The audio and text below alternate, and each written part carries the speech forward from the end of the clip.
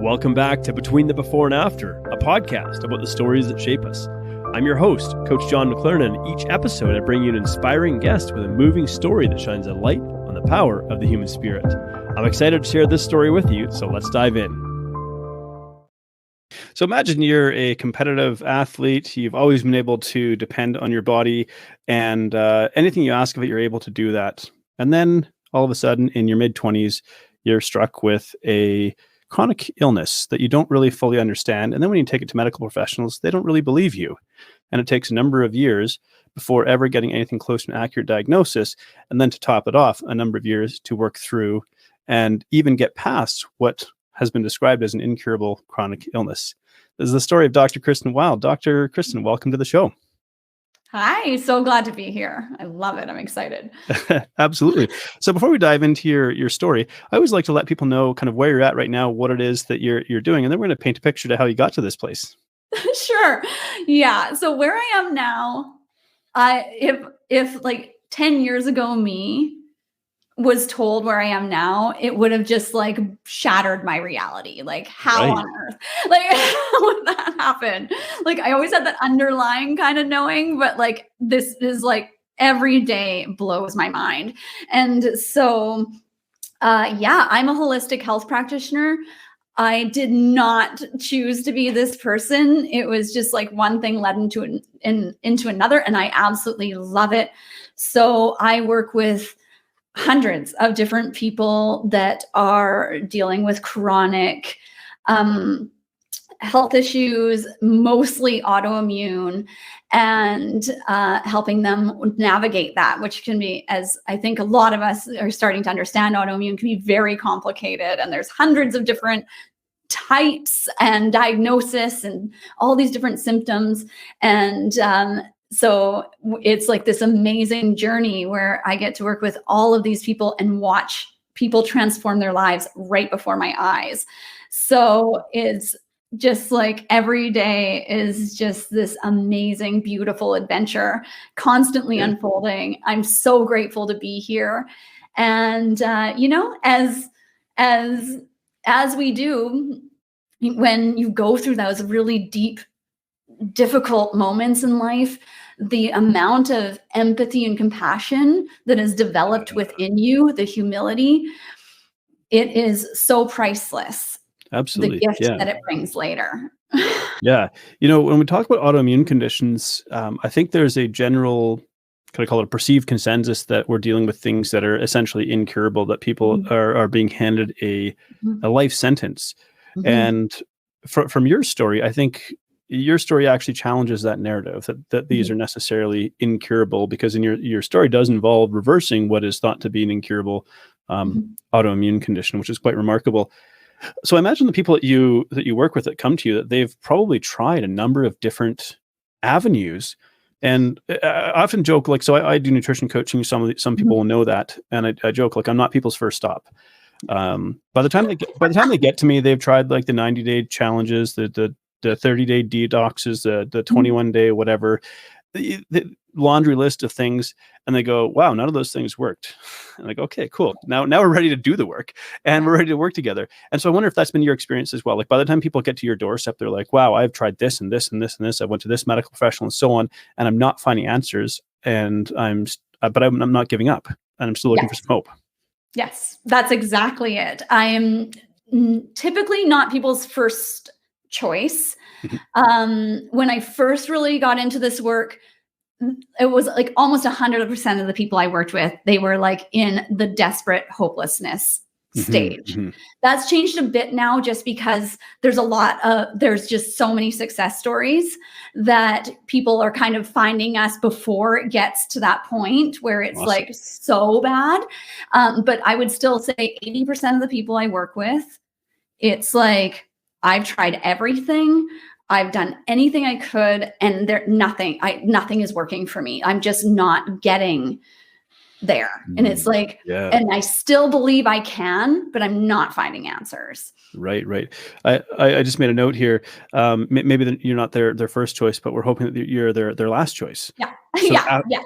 and really that's the goal, is like when they work with you, like they don't have to go back to this old paradigm that isn't working. This one that says, well, you have to be on these medications for the rest of your life. And this isn't knocking medications, but I know, how many people do you know who say like, well, I take this because I kind of need to, but I don't want to. I don't want to be dependent on a medication for the rest of my life. Is there another answer? And the work that you're doing is really sort of challenging this medical paradigm that's been established for many, many decades. That and it's really hard to get it to turn around for so many reasons. And I don't want to dive too much in the medical because we want to share your story, but just this idea of trying to turn around an industry that's built around treating symptoms through medication primarily and surgery where necessary, as opposed to treating the person as a whole being. Yeah. And then again, it's like you're saying, it's not vilifying it. It's a system that developed so many amazing technologies, so much progress in health and wellness. So that's part of our evolution in learning anything, right? You have to go through the mud. And so it's not about being like, that's bad or wrong. There's certain things that do so well. And sometimes the medication is the answer until you can really get to that root and establish a strong foundation. And so, and we can work in both fields and learn from each other. Yeah. I like to think about it as like buying time, because, so, I mean, just as a very short example, it's not really a direct or exact parallel, but about 5 weeks ago, I slipped my SI joint out of place. When I was leaning over to change my son. Just, it's not even a good story. But then I got hit with this crippling sciatica, and anyone who said sciatica before, like it can be like brutally painful, where like my leg doesn't want to work, and I have numb spots on it, and I have lightning bolts shooting down, and all of this, and it's not particularly pleasant to experience. So in that time, I've been using painkillers and muscle relaxants, where necessary. Not really wanting to, but doing so while I go through certain treatments that are allowing me to, and we're making some progress, which is really fantastic. But I share that just as an example of using something to sort of bridge a gap until we get to the place where we don't need that anymore. And I think, what you're describing, it really sounds like you are that for many people, that you are a bridge between, the medical industry. Because there's, if you think about like the illness wellness paradigm, if you will, like on a spectrum, the medical model is built on the illness side of things. Let's get you to this place where essentially your disease is being managed and we don't need you in the hospital. But then there's a whole other half of it, which is like the wellness side of things. It's like, well, let's actually get you to optimal, healthy, functioning, living your life vibrantly with energy again, instead of like feeling like you're trapped in a body that you don't want to be in. Yeah. Well, and that's it too. It's like, let's do that. And then take away the fear of ever getting sick again.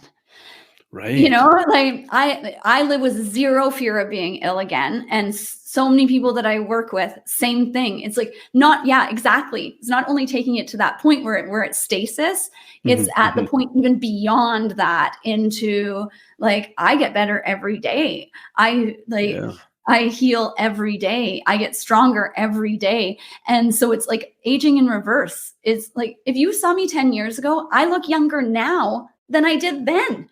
Like, it's like, which is remarkable to think about. And you're right.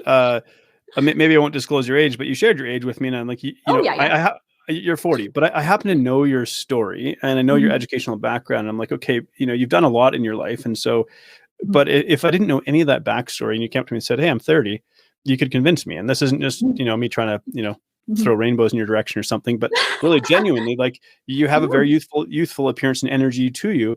And I agree. If people had met you 10 years ago when you were just wrestling with, the most painful of autoimmune conditions that were crippling you, I think they would have saw someone who looked much older than you presently are. Totally.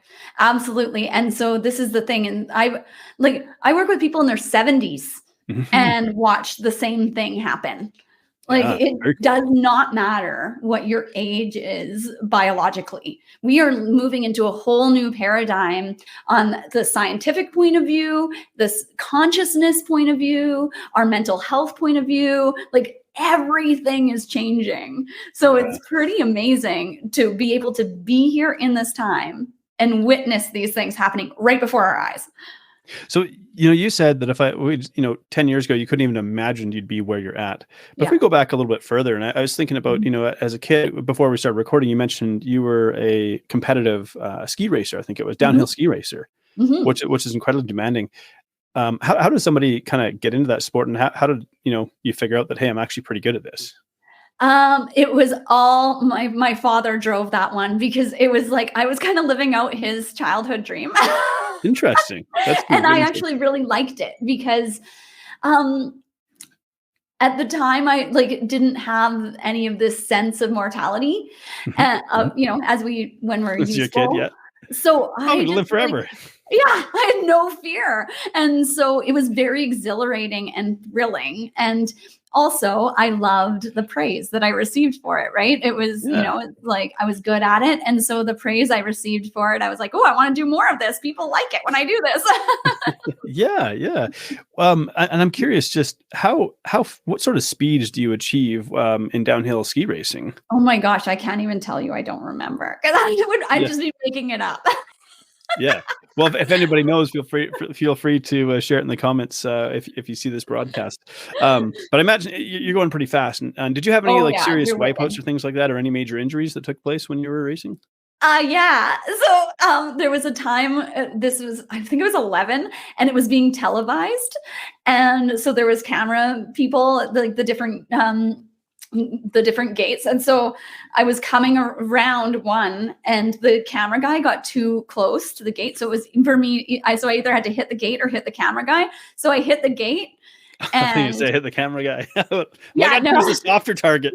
And it was just like all you could see was like poof. And then I was like, oh my gosh, because it got me right in the crotch. So it was like Oh purple peach situation for quite a while. Oh no, that is awfully It was painful. How did did you ever did the camera guy like come over and be like, "Well, I'm so sorry" or anything? Or did you no, remember much of that? Or no, it was the 90s. No one apologized for anything. that is that is so awful. I remember I was 13 when I learned how to downhill ski, and it was on a school trip, and I was getting probably more confident than I should have, and I went down. There's a ski resort in Kamloops. What do they call it now? It's one by Nancy Green Rain. Sun Peaks. Oh, yeah. Yeah, Yeah. because out Kelowna way, I think you have Big White. Is that right? Yeah.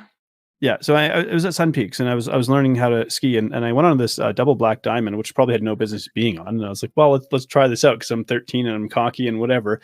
And I got going a little too fast and couldn't control my turn. I ended up smashing into a tree, like full on hitting a tree. But back then I had glasses. I hadn't had laser eye surgery yet, so I had glasses, and I had very poor vision without them. Mhm. But you hit a tree, the glasses go flying off, and who knows how deep the snow is. And so here I am, like blindly flailing around in the snow. I'm stunned because the wind's been knocked out of me, like trying to find my glasses. And so I didn't keep skiing as a as a sport after that. Had enough of this one. Yeah, yeah. So so after that, you ended up deciding not to continue to pursue downhill skiing because you had other priorities as a teenager. Yeah. Yeah. Well, I was 14 and I was getting like really competitive. So it Mhm, meant mhm, being up at the ski hill most of the time in the winter and dryland training almost every day in the summer. mhm. And I'd been doing that since I was 2. So at this point in Yeah. time, I'd already been doing it for 12 years. And my parents were like, okay, like this is getting like, it's like you're either in on this, and we're like, okay, the goal is like to be an Olympic athlete or professional athlete, or do you want to be a teenager? And I was like, I want to party. I'm like, I'm gonna be teenager instead. Did you yeah. maintain some sort of like competitive sport sort of activity? Because sounds like you have a bit of a competitive athletic drive. Did you play any other sports in lieu? No, you know what? I actually really got into school. Okay. Yeah. You're Yeah. super into, you took sort of that intensity that you had and Mhm. you've been pouring into ski racing and turned into Yeah. learning. Did you Mhm. when you were a teenager, did you have an idea of like what you wanted, we always say like what did you want to be when you grow up, or a picture of like what you might end up doing in adulthood? Yeah. So from the time I was 11 until I was about 22, I thought for sure I was going to be a surgeon. I was going Okay. to be a medical doctor, and then I was going to I wanted to be a reconstructive surgeon or a neurosurgeon.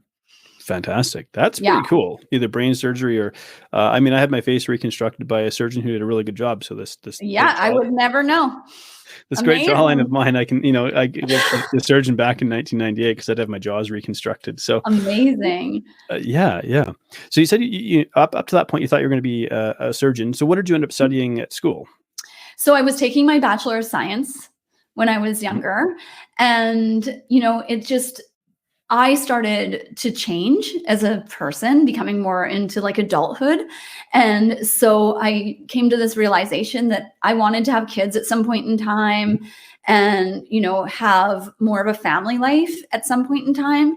And I knew that if I was going to go into being a medical doctor or surgeon, that there would be a great deal of sacrifice one way or Mhm. another. Yeah. And so, yeah. And so I ended up dropping out of school, moving to Alberta, and Yeah. becoming an industrial electrician, as we do. An industrial electrician. Well, that's funny. We have many crossing paths because I was a power line technician. So Oh, really? Yeah, I ended up working for ATCO. yeah. And so yeah, pretty funny. So you're an industrial electrician I was. in Alberta. That's Yeah. funny. Did you get your red seal or did you go all the way through? So I went all the way to my journeyman, and Yeah. then I caught the real estate bug. I got really into real estate, loved it. And so I just didn't finish my journeyman. I did everything up until then. And I was like, and I'm done here. I'm Right. Okay. So your life has been like the series of stages, from ski racer to, Yes. want to be a surgeon and medical professional to then electrician to now I'm going into real estate. And along the way, you found a partner and you started a family as well. Mhm.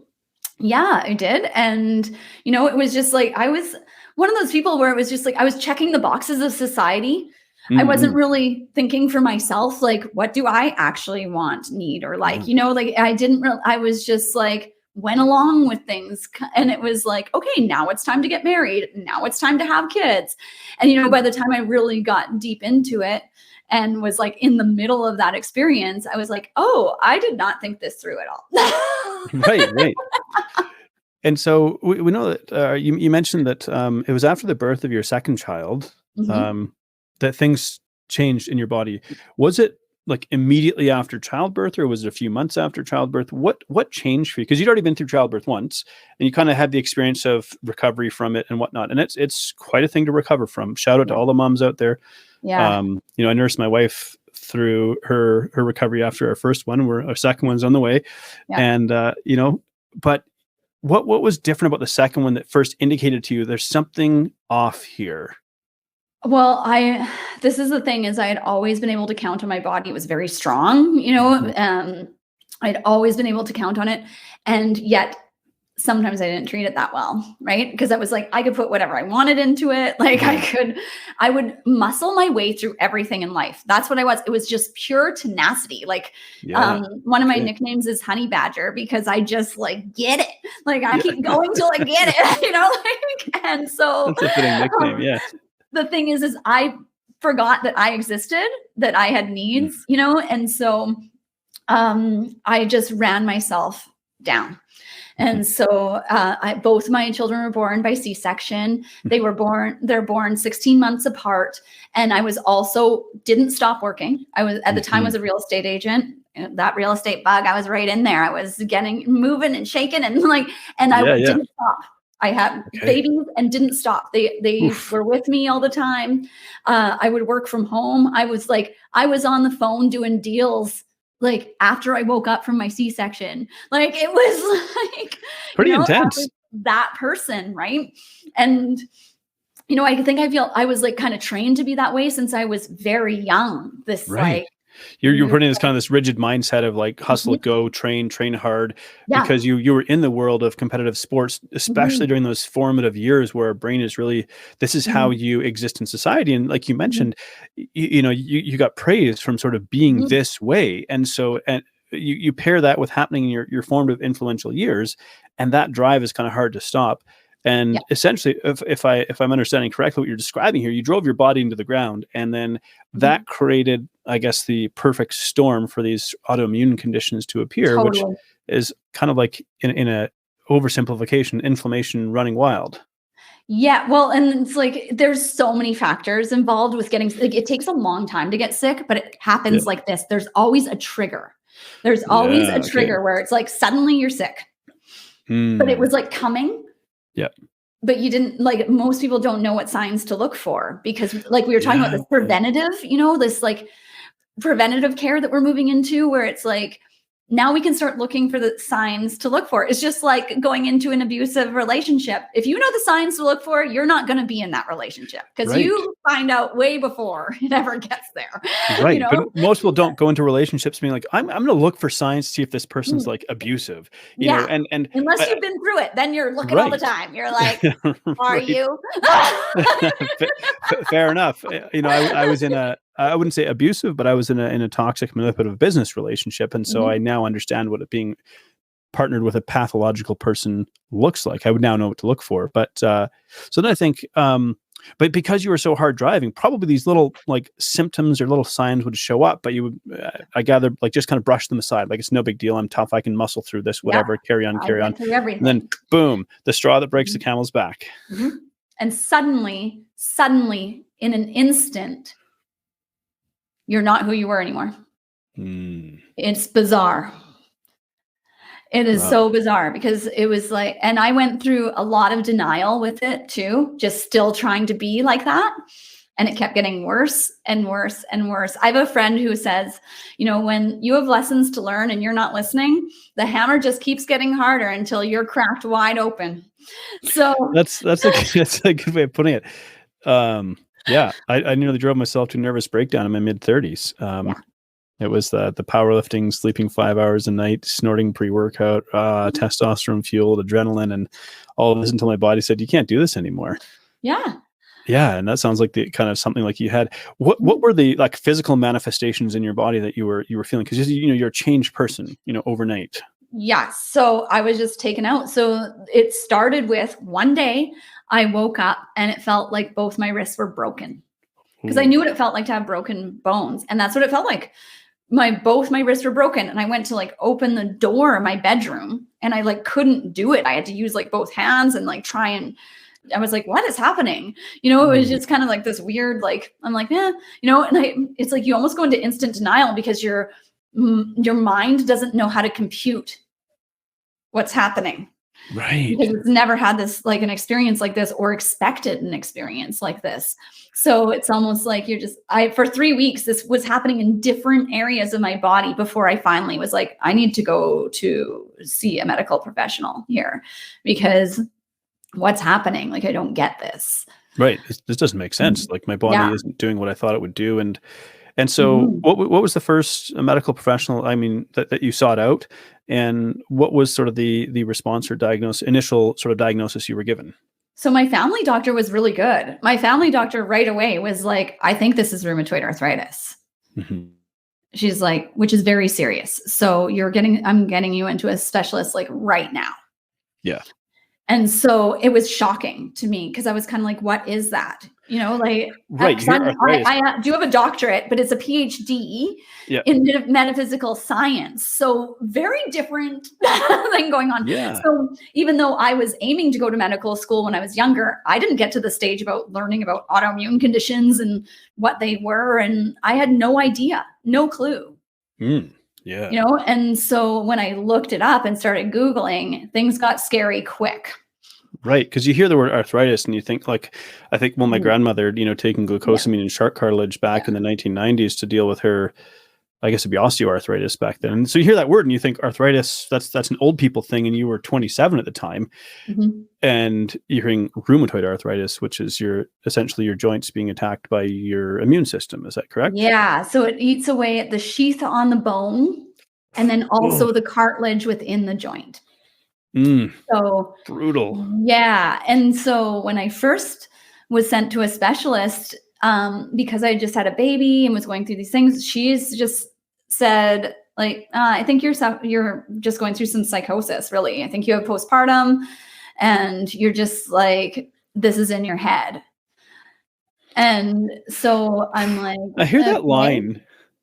This is like, even if it was in your head, I think I might more try to do a little Yeah. more digging before just announcing this is in your head. That sounds like very kind of like very judgmental. And how did you receive that when you hear like this is in your head? What was your first thought?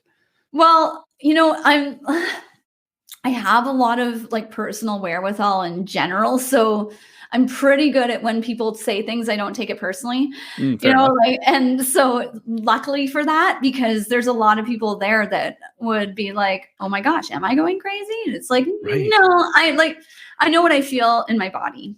And the thing is I didn't really get the support or help I needed at the time. So I essentially just let myself go into denial that it was even happening for about 3 years. Wow. Until it 3 got to years. the point where it was painful, and it was getting so out of control that like, I would wake up in the morning just like so stiff and exhausted. And it would take until about 2 or 3 in the afternoon for my body to, what I would call, thaw out, where I could actually start to move. And Man. that was 3 years in. And then it was like, I got sent to a different specialist, and they did some x-rays, and they're like, oh yeah. And then it went to the opposite. We're like, this is really bad. Like, this is severe. This is a very severe case. And Like, as in we're talking potential joint replacement surgery kind of thing. So I did get to the point when 10 and a half years in, because there's a lot between there and the 10 and a half year mark. But at 10 and a half years in, I was told I needed 4 of my joints fully replaced. Oof, what's 4 joints, if I may ask? My right knee, my left hip, my left shoulder, and my right elbow.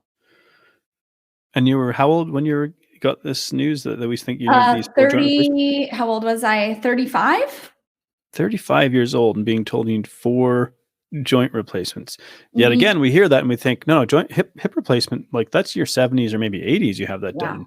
Well, maybe 60s, Yeah, they said like from the age that I was, when I was told this, they just said, you let us know when you can't take it anymore. And that's when we'll start, because once you start replacing the joints, they have to be redone every so often too. And I started looking into it, and I was like, no. Right. Interesting. Because I mean, I have this sort of belief in our body's capacity to heal, but I also have a sense like there's probably like an eventual tipping point. I mean, actually, I guess we know that there is, because at a certain point, people like get a terminal illness and they don't have the capacity resources. And that's not a knock on the individual. It's just saying that as human beings, there is an eventual upper limit to what we can kind of come back from. But you're given this kind of diagnosis. I've gone real far though. My body went probably as far as it possibly could. And I can tell you, it can go a lot further than you think and come back. We have this pretty incredible capacity to heal. So, and as a quick sidebar, you mentioned you did your PhD in metaphysical science. Yeah. That's a mouthful there, because, when I think metaphysical science, I'm thinking this is the sort of world of the intangible. So metaphysics, the way I look at it, is wanting to understand the basic nature of things. And not for any reason other than knowing the truth. I want to know the basic nature. And then being someone who's quite logical, like I was like a mathlete, and I love spreadsheets. Right. And like, it's like, so for me, I always had this like real deep interest in consciousness. Like, who is this? Who's this thing watching? That we can't put in a jar? This whole thing. This is sort of like this. Some people call it a soul. This energy like flowing through us that animates this body that has thoughts and things that are actually separate from this body, because we can have self-awareness. That it's a bit of a puzzle that we can't exactly. And so in metaphysical terms, like how is maybe consciousness and I don't know, the soul or the inner metaphysical being defined or described? And so I've been working on that for the last 2 decades. And I can tell you, the more I find that I'm like, okay, this makes sense, then an infinite number of new questions arise to take its place. So it's really interesting, but I love this field of study coming in from the logic, because then we can tangibly apply it to our day-to-day lives. And it's funny, because the more you study it, the more spiritual you do become. It's a natural side effect. I was going to be curious, or ask that question, I guess. By nature, by virtue of the study of this, this led to you kind of becoming spiritual in some degree. Yeah. And I mean, I guess spirituality has been a part of humanity since the beginning of time. There's all manner of world religions that sort of date back to as far back as we have kind of human history. So there's always been this kind of innate understanding that we are metaphysical beings. But as you even study the science and logic of this, because there's a lot of people out there who would like to argue that we're just like electrical impulses firing and chemical reactions in the body. And I'm like, I'm actually not satisfied with that explanation, frankly. So if it leads you down the path of spirituality, what sort of spirituality do you find yourself going down? So, when you take the program that I did, it's really interesting because you study a lot of different religions, spiritual practices, and because I went the metaphysical science route, I was studying quantum physics and the quantum mechanics, quantum field. Yeah. Changing energy states. Yeah. And so this is, I think, where I became a bit of a bridge from one to the other, because I can speak both languages and I like both languages, and they go together. Yeah. I mean, quantum's a buzzword these days, and actually go back 2 episodes, and I had a quantum healer on, and we were chatting. So shout out to Joshua for being on the show. Cool. So quantum, I think, like quantum computing, and I mean, of course, I did in my study like quantum mechanics because I was doing inorganic chemistry and nanotechnology research and whatnot. But the average person, like, quantum still sounds like a mystery term.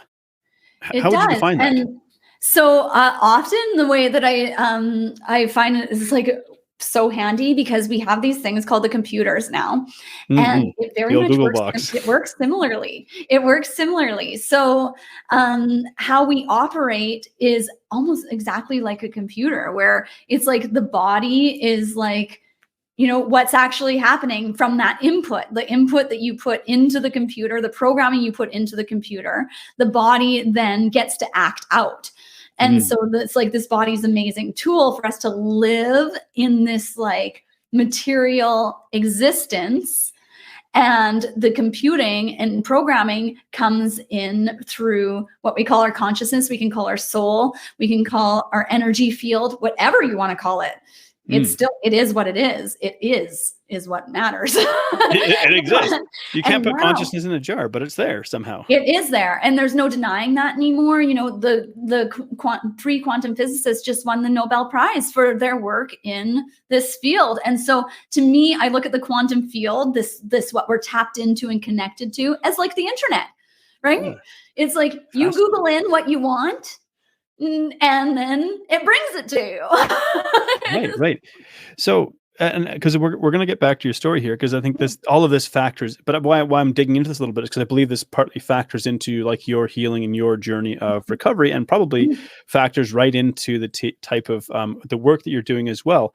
So I am curious, because whenever I encounter someone with sort of a spiritual background, I always like to ask, so then what sort of understanding, and I understand it's always evolving. We don't really have all of the answers, but where you're presently at, then how do you sort of explain the origin, I guess, of consciousness and life? Is there a universal life force, or how do you kind of explain the fact that this is even a thing?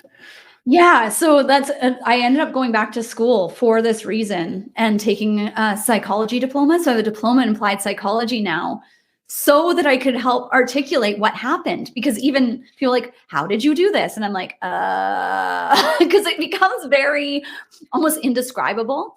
And so that's maybe what overwhelming really, for some people. Yeah. Well, and it's like, so, sorry, just to like recenter, what exactly do you want to, like, some tangible knowledge? Like, what is, just curious about what is your interpretation of, I don't know, like how are we alive? Because life propagates life. We know that we can't just sort of animate a couple of cells with electricity and they sort of becomes self-sustaining life. So it seems that life propagates life. And then, because let's say, for example, maybe we have a lot of people say, well, I put this out to the universe to see what sort of comes back to me. And like, well, what is the universe? Is it conscious? Is it sentient? Where does this sort of life or life force come from? And so I guess I'm curious, what would your interpretation of that be? Yes. Okay. So this is my understanding just from studying different things. I mean, none of us actually have the answer, right? But we can. I'm not going to like hold you to this where it's like, this is the answer you said for the rest of your life. You're chained to this, Yeah, but it's like when you get enough information, you start connecting dots, and there's some consistency across things. So It's like, pretend you're God, because you are, and you know everything, experienced everything that exists, and you know everything that exists or ever was.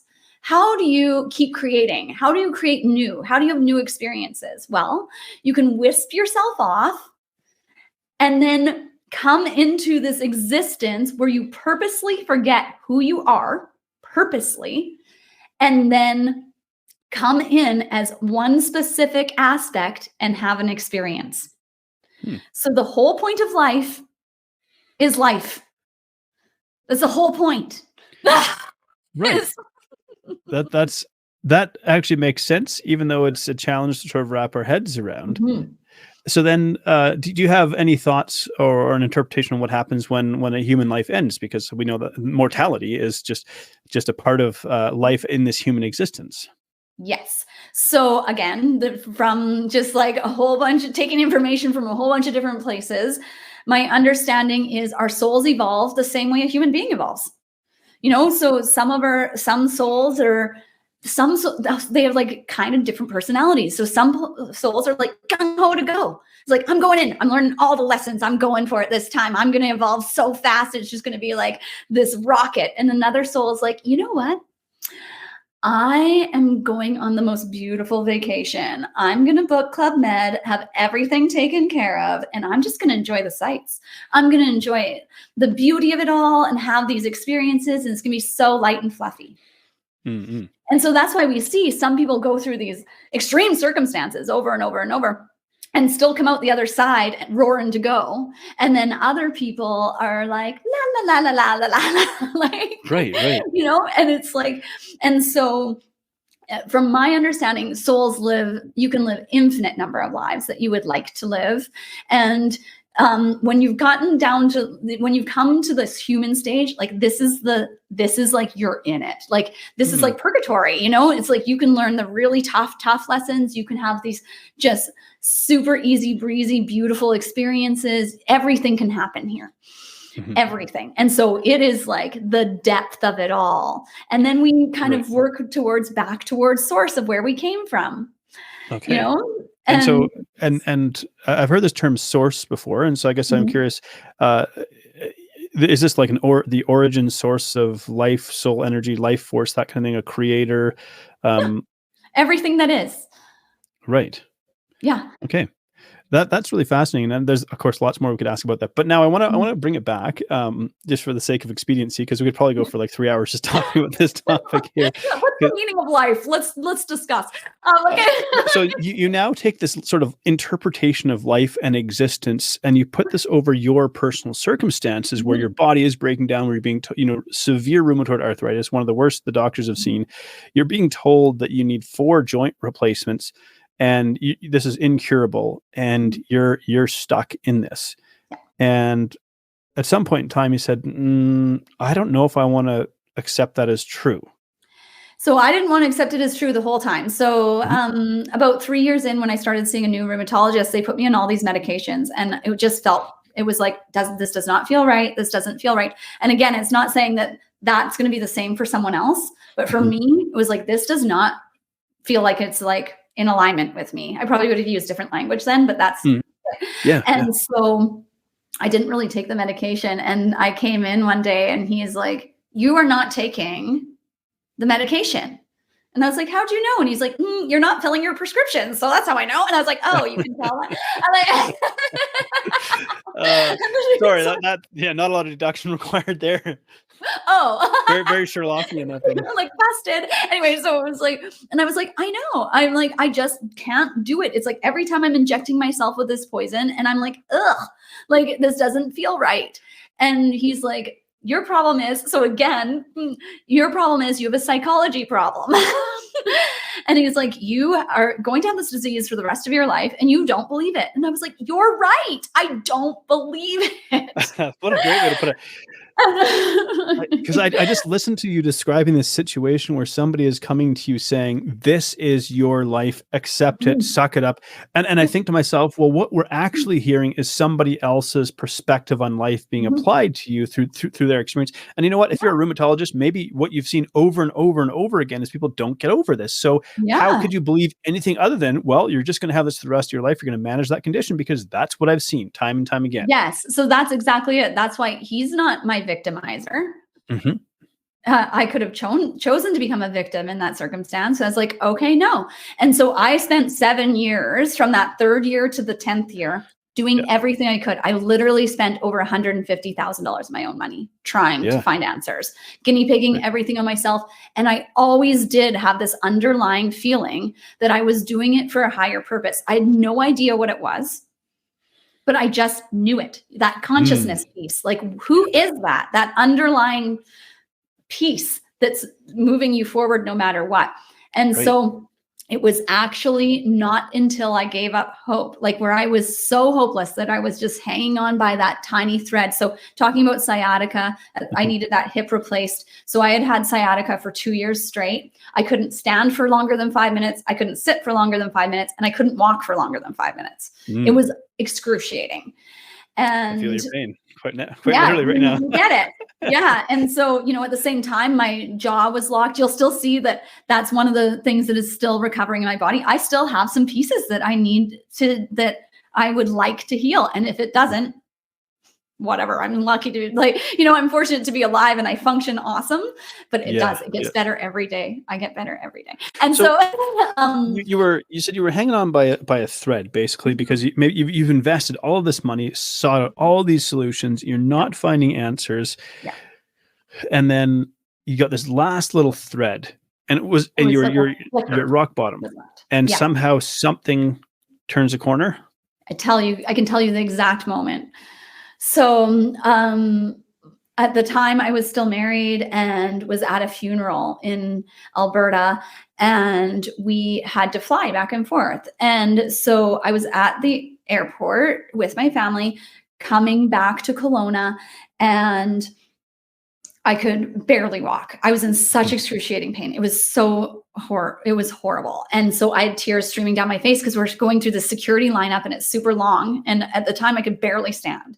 And so we go through the security, and this woman looks at me and she's like, what's going on here? And my then husband just kind of told her that I was living with an illness. And she's like, ma'am, I'm going to have to insist that we get you a wheelchair. And it was like, ugh. My worst nightmare come true. I've been told by so many doctors, if you don't take this medication, if you don't do this, you'll be in a wheelchair by the time you're 35. Here I was, 35 years old, being told I was going to be in a wheelchair. And so there I was sitting in this wheelchair. I see my kids looking at me so worried. And I just broke down. And in my mind, I just started to pray. And I was like, God, source, universe, whatever you want me to call you. I'm like, I give up. It's like, I've tried to be an inspiration to others. I've tried to be positive. I've tried to do everything I could, and I can't do it anymore. And I'm like, either please start sending me those answers, or just like, take me. Like I can't do this anymore. And in that split second, this energy came up from the ground through my whole body. I felt this surge and this knowingness, like, this is it. And the next day I started finding answers, one after another. And some things were coming back to answers that I kind of came across before that hadn't been effective, but the tools weren't being utilized in a way that would be effective at that point in time. So now all of this knowledge that I had come into my world through my education, through my experiences, all of a sudden it all started to go click, click, click, click, click. And it just kept coming, and still does, like to this day. And so ultimately this led you to realizing I'm onto something here, and I need to start sharing my knowledge and my experience with other people. It wasn't even that. I was running a business. I loved it. It's a zero waste supply company. I was helping, I was really focused on that and helping reduce our plastics. Mhm. And I was really focused on that. I was an entrepreneur and I was just like happy to be alive. And all of a sudden I had like employees and I was excited. Like I was doing that. But what happened was people started seeing me thriving, and they had Mhm. seen me so sick. And so people just started asking questions like, how did you do Right. that? What did you do? And so I had to learn how to more articulate it because I didn't know how I did it. It just started like happening, Right. and Yeah. so I had to think about it. And so then I started sharing with people, and then other people started getting better. And now all of a sudden there's like a group of us talking about this. And it was like, then people started saying to me, you need to be doing this. This is so Mhm. necessary. Yeah. And I was like, okay, yes, I think, yes, okay, yeah, you're right. I have all this knowledge. I know how to do it. I'm going to start doing it. And it was one thing led to another. I went back to school, got that diploma, then became a registered professional counselor, started working with people one-on-one. That filled up. And now I have a program because it works. Yeah. It's Yeah. amazing. That's remarkable. And so, Blows my mind. yeah, absolutely. And I mean, there's so much more I'd love to ask you about it. But if in a nutshell, I know every case is kind of unique and individual, Yeah. but are there some common threads that you see? Because you yourself had 3 autoimmune conditions that you were wrestling with. Yeah. You're largely seeing people who have been maybe wrestling with autoimmune conditions. They've maybe felt hopeless as well. What are some common threads that you sort of see running through this? And I guess what I'm looking for from this potentially to share with others is maybe where's a starting point for them? What are these common threads? Yes. I will tell you the exact place you need to start. And that's listening to your body. Mhm. So, it's like we can compartmentalize our minds, bodies, consciousness into these different sections. They all work together. Right. So I can teach you right here, right in this moment. It takes no time. And if you start here, you will start seeing some progress right away. Okay. And so we learn to listen to our bodies in this way because our bodies are our intuition. Our bodies have all kinds of neuro sensations going on. Our brain's just the thinker. It's filtering through all the information, but our bodies know way before our minds do what's in alignment with us and what's We have not. way more than 5 senses. Yeah, it's those sensations. It's aware of environmental factors that our brain cannot compute. So for me, when I listen to my body, and this is going to be different for everyone. So like we talk about, it's an individual experience, but the fundamental tools are the same. And so for me, when I'm listening to my body, it's like, this happens all the time now, and you get really good at it. And so it's like, when something's a yes for me and feels good, it's like, I feel at ease. I breathe easily. My shoulders are dropped. I just like in flow of the moment. And when it's a no for me, it's all solar plexus. I feel it in my gut. My gut tells me yes and no. So a no is, my solar plexus is on fire, and everything can seem totally normal. You can be having a normal conversation with someone. They're perfectly kind. Everything can feel totally normal. And my solar plexus on fire. I'm like, okay, I'm out of here. It's like, it's going to be a no for me. And that takes some time to learn to listen to. The more you do, the more you realize how bang on it is. It's like, and it's like, you need to believe it to see it. So it's the reverse. A lot of our old paradigm, what we're coming from is, you need to see it to believe it. We're just going to flip that around. And life gets so much easier. And I think if I could sort of build on that a little bit, when you say you need to believe it to see it, I often describe beliefs as a filter for our brain, and our brain is deciding what to pay attention to and what not to pay attention to. So if you don't believe it's true, your brain is going to filter that information out as irrelevant, even though that information is coming through and the signals are coming. And so, because I think this term, listen to your body, in one sense, it's put out there by influencers or whatever, oh, just, in this sort of breathy, sort of pithy kind of way, just Right. listen to your body. I'm like, well, I don't know. When I eat donuts, my body goes, whoa, that feels pretty great. I like that. Yeah. But there's nothing healthy about consuming a donut, for example. There's no Although sometimes it's the best thing you can do in the moment. That's right, the right. thing. We don't, and it's like you allow for those fun moments, Sure, right? I eat donuts clearly, but I Yeah. mean, Yeah. but And so again, I guess why I share that, or why I bring that into the conversation, is just this idea that maybe like listening to your body might actually take some time to learn as a skill, because for most of our life, we're actually taught to ignore it. I work in the world of weight loss, for example. How many times, or for how many years or decades, have people been ignoring the signal of hunger because they have such a distorted relationship with food? They're so afraid of eating and gaining weight and so on, that they absolutely shut that signal down. yeah. And that's just one example. And so, you're right. The skill of listening to the body is the place to start. How can we listen to our body and feel confident that we're interpreting what we're hearing correctly? Yes. So like you were talking about how the brain filters information out, there's actually a part of the brain that's what it does. It's called the rear articulating system. And there is so much stimulus coming in at us all the time, especially now with technology. The brain will naturally filter out things that doesn't fit within its reality. So you could literally witness miracles, things that are outside of what we would consider reality, or that could exist in reality. The brain will filter it out because it's like, oh, that doesn't match my belief system. Absolutely. So we want to switch that around. The good old reticular activating system. Yes. Yep. Good old reticular activating system. The average person's like, I don't even know what that means and I don't care. It doesn't matter. It's a part of our animal brain. It's part of our survival. It helps us decide what to pay attention to, because we're receiving millions upon millions of stimuli every day that there's no possible way we could consciously filter through all of that. So our brain sets up these shortcuts and heuristics to help it essentially decide what to pay attention and what not to. Yeah. Well, Kristin, there is like so many things we could talk about. So clearly, we'll have to have another conversation, because this is a really, really fascinating, groundbreaking work that you're doing. If people want to know more about, where do they start? If they're like, wow, this is fascinating, I just want to know more. Where do they go to?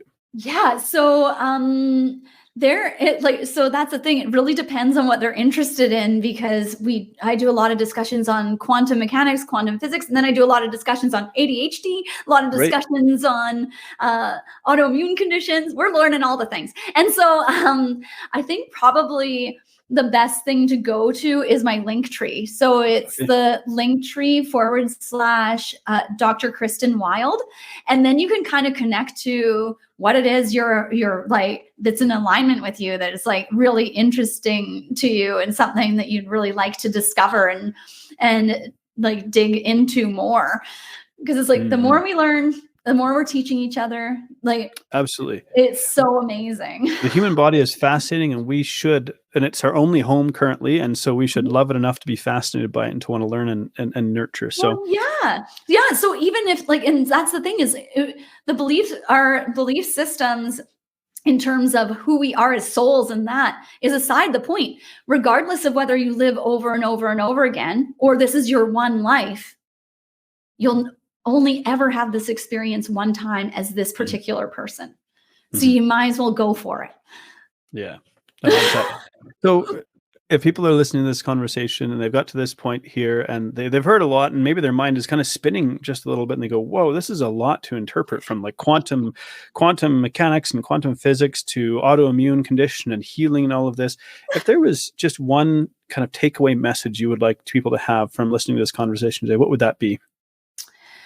It's really just opening yourself. It really is that.